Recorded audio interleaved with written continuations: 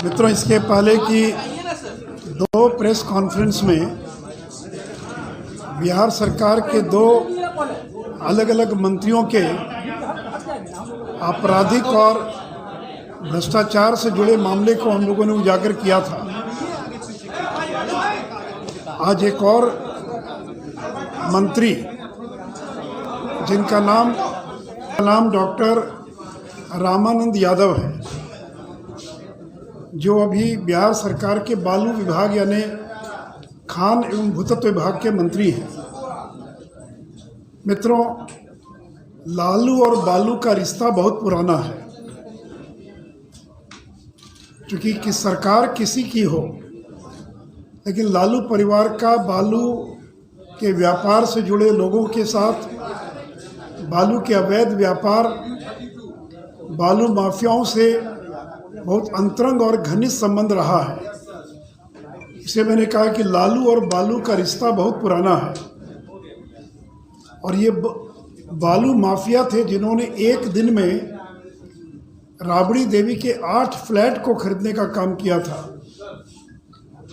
और आपको ये जानकारी मिली होगी कि परसों पटना जिला के जो खनन कार्यालय है, माइंस डिपार्टमेंट की जो ऑफिस है, वहाँ पर एक संतोष कुमार नामक युवक, जो अपने आप को सत्ताधारी दल के एक विधायक से का नज़दीकी बता रहा था, वो घुसकर और किस प्रकार का गाली गलौज कर रहा था, किस प्रकार की धमकी दे रहा था, जान से मारने की धमकी दे रहा था।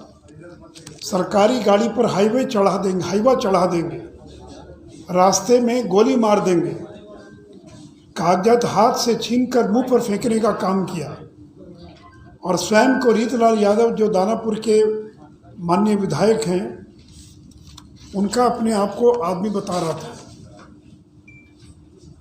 मित्रों, डॉक्टर रामानंद यादव पर अनेक गंभीर आपराधिक मामले हैं।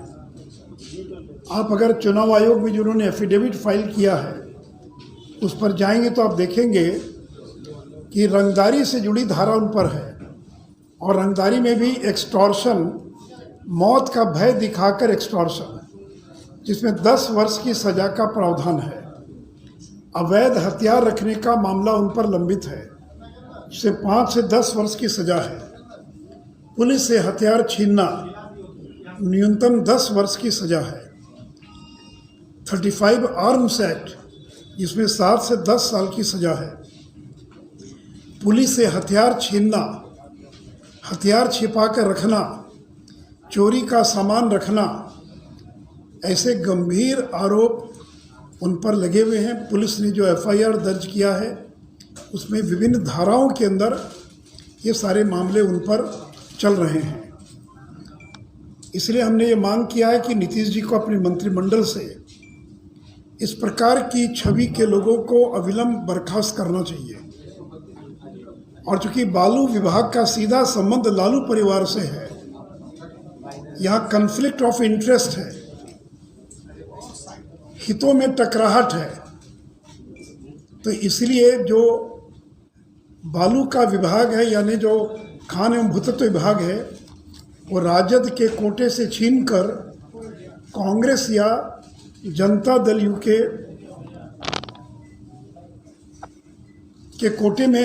कोटे के अंतर्गत इसको दिया जाए। मित्रों, डॉक्टर रामानंद यादव अपने आप को कहते हैं कि मैं बीएन कॉलेज में प्रोफेसर था, होंगे भी प्रोफेसर, लेकिन जो उन्होंने अपना एफिडेविट फाइल किया है उसमें बीएससी के बाद सीधे पीएचडी दिखाया है। यानी फॉल्स एफिडेविट फाइल करने का मामला है। अगर आपने पीएचडी किया तो आपने कहीं ना कहीं से एमएससी किया होगा।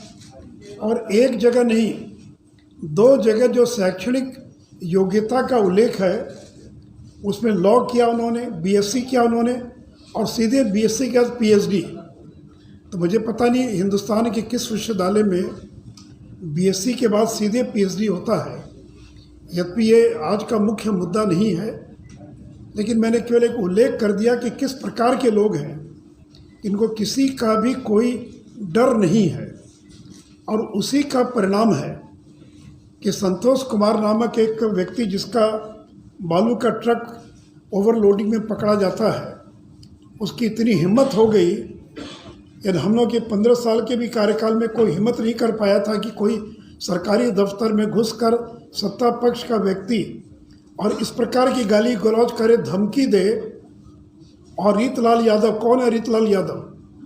हमारे दानापुर की जो विधायक हैं आशा देवी, उनके पति सत्यनारायण जी की हत्या का आरोपी है, ट्रायल अंतिम समय में है।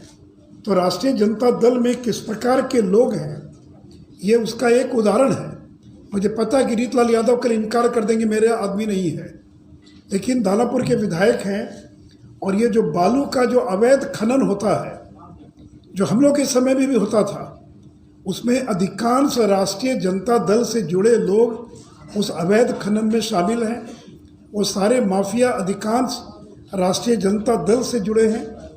और इसलिए दो बड़े नाम बालू माफियाओं के, एक है सुभाष यादव। ये जो सुभाष यादव हैं, इनकी 3 बड़ी कंपनी है बालू की, जो बालू की माइनिंग करती है। Brodson construction private limited, Vanshidhar construction private limited और मोर मुकुट लिमिटेड प्राइवेट लिमिटेड। और ये वही सुभाष यादव हैं जो पिछले लोकसभा चुनाव में राजद के टिकट पर चतरा से चुनाव लड़ने गए थे।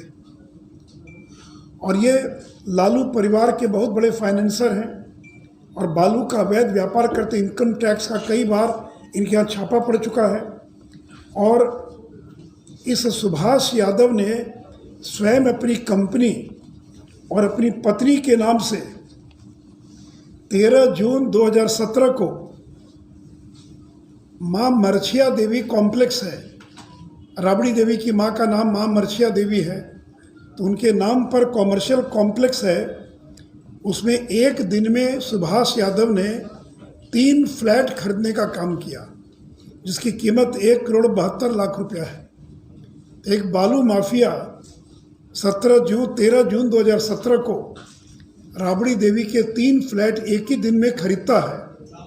और ये वही सुभाष यादव है जिसके बारे में मैंने बताया कि इसकी आधी दर्जन से ज़्यादा कंपनियां हैं और एक समय में 237 करोड़ रुपए का बालू का खनन पट्टा उसको मिला हुआ था।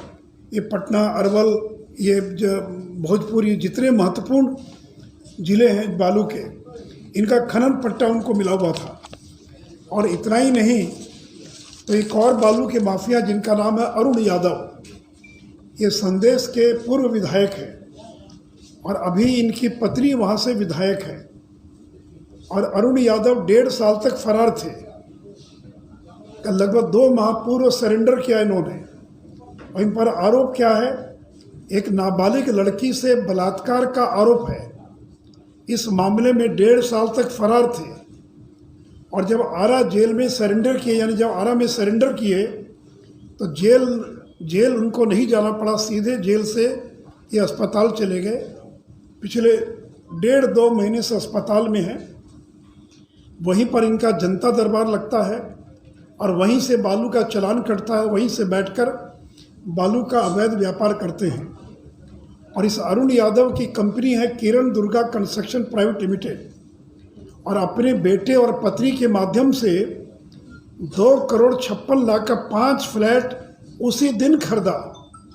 यानी 13 जून 2017 को 3 फ्लैट खरीदा सुभाष यादव ने, राबड़ी देवी का 3 फ्लैट, और 5 फ्लैट खरीदा ये अरुण यादव ने। यानी कुल मिलाकर 4,28,00,000 रुपए का 8 फ्लैट एक ही दिन पटना के प्राइम लोकेशन में बालू माफियाओं के द्वारा खरीदा जाता है। और ये ज़मीन कौन सी है? रेलवे में नौकरी के बदले जो ज़मीन लिखवाया, उसी ज़मीन पर फ्लैट बना और उसी फ्लैट में 18 फ्लैट की मालकिन है राबड़ी देवी और 8 फ्लैट एक ही दिन में बालू माफियाओं को बेच दिया जाता है। तो मित्रों, अब तो अपनी सरकार है, यानी उनकी अपनी सरकार है। हम लोग की सरकार में भी बालू माफियाओं पर नीतीश जी बहुत अंकुश नहीं लगा पाए। अब तो अपनी सरकार है, यानी लालू जी की सरकार है। और बालू माफिया, अब उनको कौन रोक सकता है?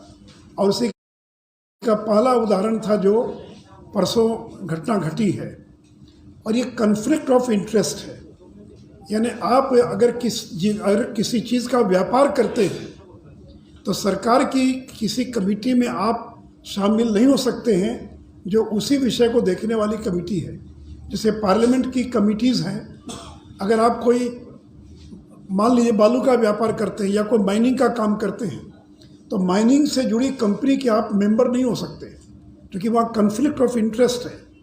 तो चूँकि लालू परिवार का बालू से बहुत पुराना संबंध है, बालू माफियाओं से संबंध है, और इसलिए मैं बिहार के माननीय मुख्यमंत्री जी से ये अपील करूँगा। पहली बात तो ये कि तत्काल अपराध के संगीन मामलों के आरोपी श्री रामानंद यादव को मंत्रिमंडल से बर्खास्त किया जाए, और चूँकि लालू परिवार का बालू माफियाओं से संबंध है जिसका दस्तावेज और प्रमाण मेरे पास सारे हैं, तो यह विभाग राष्ट्रीय जनता दल से लेकर किसी अन्य राजनीतिक दल यानी जो उनको समर्थन दे रहे हैं उनको ये विभाग सौंपा जाए। और जो जिला खनन कार्यालय में जाकर जो घटना घटी है वो सोशल मीडिया में और बाकी में बहुत प्रमुखता के साथ वो पूरा समाचार छपा, उस एफआईआर की कॉपी मेरे पास है, मैं उसको पढ़ूंगा नहीं, आप में से अधिकांश को उसकी जानकारी होगी। लेकिन कोई सरकारी पदाधिकारी इतनी हिम्मत दिखाए कि सरकारी सत्ता पक्ष के किसी विधायक के खिलाफ एफआईआर दर्ज कराए, ये उन अधिकारियों को मैं दाद देना चाहूँगा। लेकिन मुझे पता नहीं कार्रवाई होगी कि नहीं होगी, क्योंकि कार्तिकेय सिंह फरार है, सरकार ने फरार होने का मौका दिया और अभी भी पटना में अपने मॉल में ठाठ से बैठे रहते हैं, कोई पकड़ने वाला नहीं है।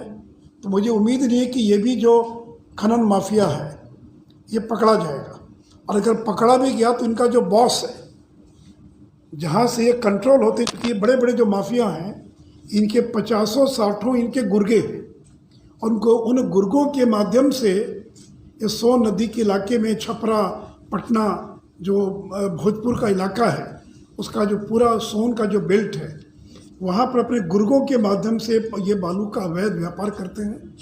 एक और जहाँ सरकार के राजस्व की क्षति होती है, वहीं दूसरी ओर एक खास राजनीतिक पार्टी के खजाने में करोड़ों अरबों रुपया इसके माध्यम से और जाता है या जा रहा है। तो इसीलिए रामानंद यादव को विलंब बर्खास्त किया जाए, और एक कहावत है, दूध की रखवाली बिल्ली को दे दिया जाए, क्योंकि बिल्ली दूध पीती और किसी ने बिल्ली को ही दूध की रखवाली करने का जिम्मा दे दिया। तो ये माइंस डिपार्टमेंट उस पार्टी को दे दिया गया, उस व्यक्ति को दे दिया गया जिसका पूरा संबंध बालू माफियाओं के साथ है। तो इसलिए मैं उम्मीद करता हूँ कि नीतीश कुमार जो सुचिता और बाकी की बात करते हैं, तो अभी तक तो जिन 2 मामलों को हम लोगों ने उजागर किया उसके बारे में कोई उन्होंने जवाब नहीं दिया है। इन ये रामानंद यादव के बारे में और इस बालू से जुड़े अवैध व्यापार के बारे में कुछ कार्रवाई करेंगे, ऐसी मैं उम्मीद रखता हूँ। तो मित्रों, मुझे इतना ही कहना था। अगर इस विषय से जुड़ा कोई सवाल हो तो उसका मैं जवाब दूंगा।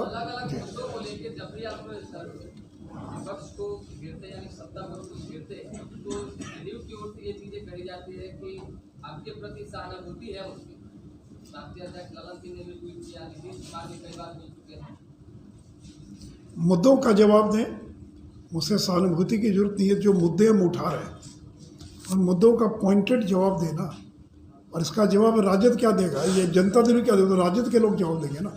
जो आरोप तो उनके मंत्री पर लग रहे हैं, तो मुद्दों पर बात करें, मुद्दों का जवाब दें, इधर उधर की बात ना करें तो ज़्यादा अच्छा रहेगा। रामानंद जी, आप पे भी आरोप लगा कि आपने नोटिस भी भेजा था उनको मानहानि केस करने का, अभी आपने नोटिस हाँ, मैंने लीगल नोटिस दे दिया, 2-4 दिन में मानहानि का मुकदमा दायर करेंगे, क्योंकि यही आरोप मनोज झा ने भी लगाया था 2 साल पहले, उन पर भी मानहानि का मुकदमा दायर किया और उसका कॉग्निजेंस कोर्ट ने पिछले सप्ताह ले लिया है।